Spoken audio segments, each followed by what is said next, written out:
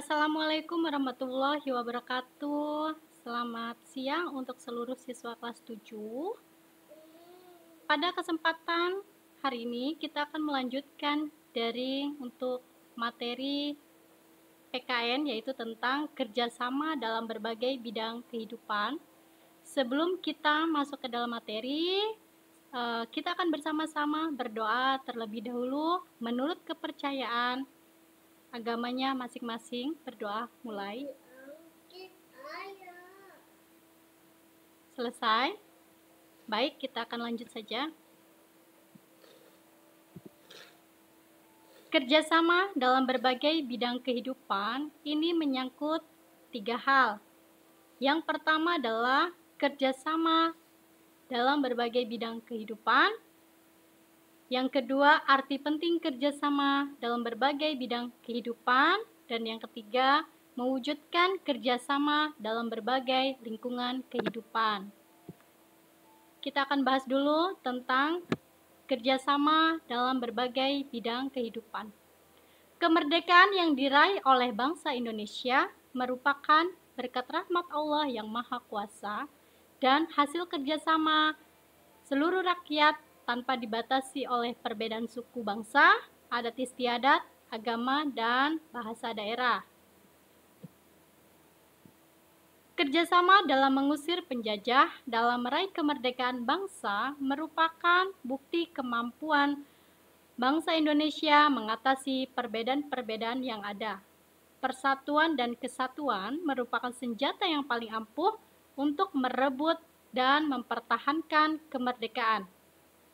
Persatuan dan kesatuan terwujud karena adanya kerjasama yang baik seluruh rakyat Indonesia hingga berhasil mengusir kaum penjajah dari bumi Indonesia. Oleh karena itu, semangat kerjasama para pejuang dalam merebut dan mempertahankan kemerdekaan harus mendorong setiap warga negara untuk mengisi kemerdekaan dengan melakukan kerjasama dalam berbagai bidang kehidupan untuk melaksanakan pembangunan nasional.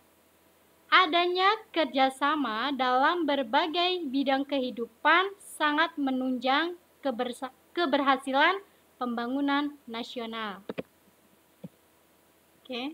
Kerjasama merupakan kegiatan atau usaha yang dilakukan 2 orang atau lebih untuk mencapai tujuan bersama. Semangat kerjasama dalam kehidupan masyarakat terwujud dalam kegiatan gotong royong yang sesuai dengan kehidupan budaya daerah dan menjadi ciri khas masyarakat Indonesia.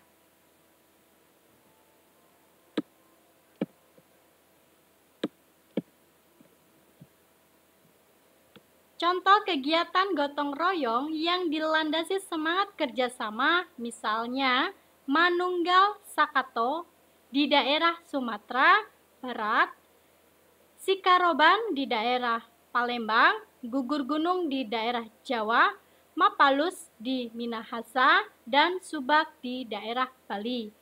Gotong royong adalah kerjasama yang dilakukan sejumlah warga masyarakat untuk menyelesaikan tugas atau pekerjaan untuk kepentingan bersama. Bentuk kerjasama atau gotong royong dalam kehidupan bermasyarakat, berbangsa, dan bernegara terlihat dalam kehidupan sosial politik, ekonomi, pertahanan dan keamanan, kehidupan umat beragama.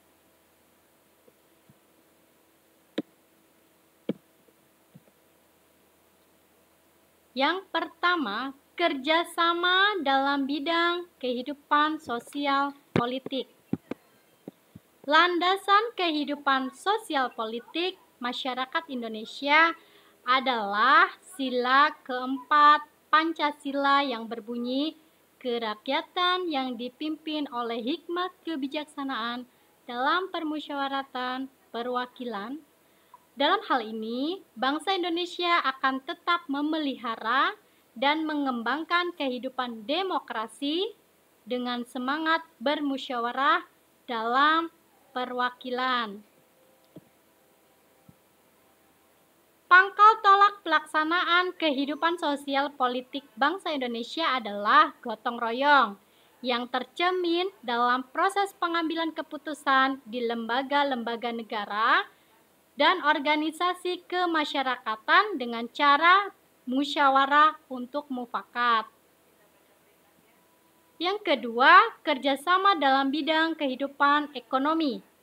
Dalam kehidupan ekonomi, kerjasama digambarkan pada pasal 23A Undang-Undang Dasar Negara Republik Indonesia tahun 1945 berbunyi, pajak dan pungutan lain yang bersifat memaksa untuk keperluan negara diatur dengan undang-undang. Setiap wajib pajak secara bergotong royong membiayai pembangunan nasional melalui pajak yang dibayarkannya.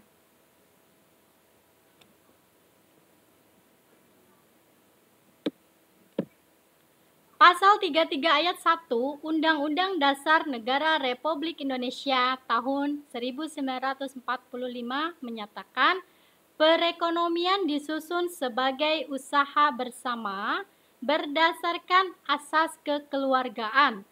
Hal ini berarti dalam kegiatan usaha ekonomi digunakan prinsip kerjasama, saling membantu dalam suasana demokrasi ekonomi untuk mencapai kesejahteraan bersama secara adil. Wujud badan usaha yang sesuai dengan pasal ini adalah koperasi.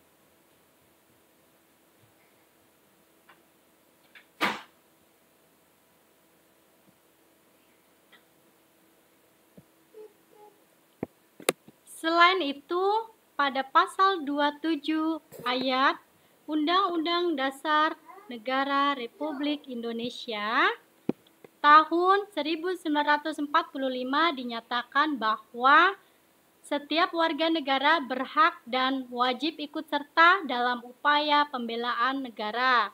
Dalam hal ini, rakyat sebagai komponen pendukung bersama TNI dan Polri sebagai kekuatan utama bekerja sama untuk mewujudkan keamanan dan pertahanan negara.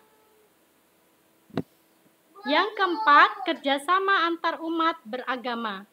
Pasal 29 ayat 2 Undang-Undang Dasar Negara Republik Indonesia tahun 1945 berbunyi, negara menjamin kemerdekaan tiap-tiap penduduk untuk memeluk agamanya masing-masing dan beribadah menurut agama dan kepercayaannya itu.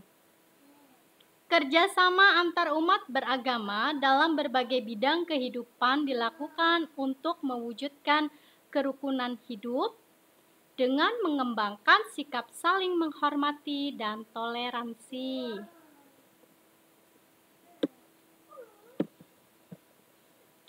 Yang B, arti penting kerjasama dalam berbagai bidang kehidupan. Manusia sebagai makhluk sosial yang tidak bisa hidup tanpa bantuan orang lain, maka diperlukan adanya kerjasama dalam upaya memenuhi semua kebutuhannya. Jadi, kerjasama itu bukan saja sebagai kewajiban, namun menjadi kebutuhan bagi setiap orang. Oleh karena itu, kita harus mampu mengembangkan sikap saling menghormati dan saling menghargai, baik antar suku, agama, ras, maupun antar golongan, agar kerjasama dalam berbagai bidang kehidupan bermasyarakat, berbangsa, dan bernegara dapat terwujud. Dalam mengembangkan sikap kerjasama di berbagai bidang kehidupan masyarakat, kita harus menghindari sikap tidak terpuji seperti berikut ini.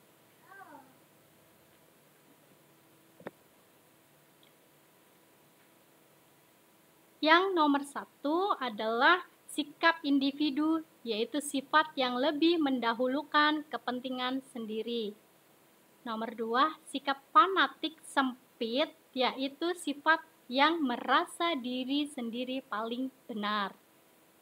Yang ketiga, sifat eksklusivisme, yaitu sikap selalu memisahkan diri dari kehidupan sosial di masyarakat karena merasa diri atau kelompoknya paling hebat, sehingga tidak mau bekerja sama dengan kelompok lain. Yang keempat, sikap primordialisme, yaitu perasaan kesukuan yang berlebihan.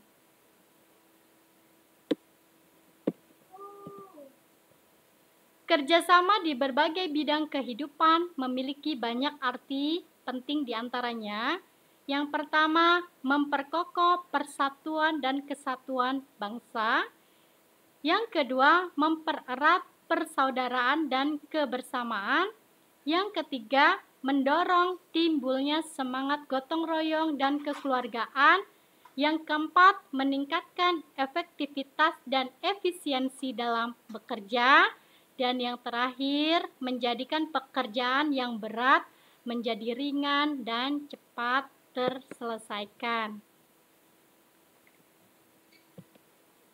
Oke, mungkin di sini saja pertemuan daring Mapel PKN untuk hari ini. Kita akan lanjut lagi di pertemuan minggu depan dengan lanjutan minggu ini.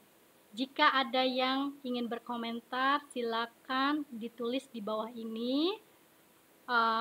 Saya akan memberikan link untuk absensi siswa ke grup yang sudah disediakan.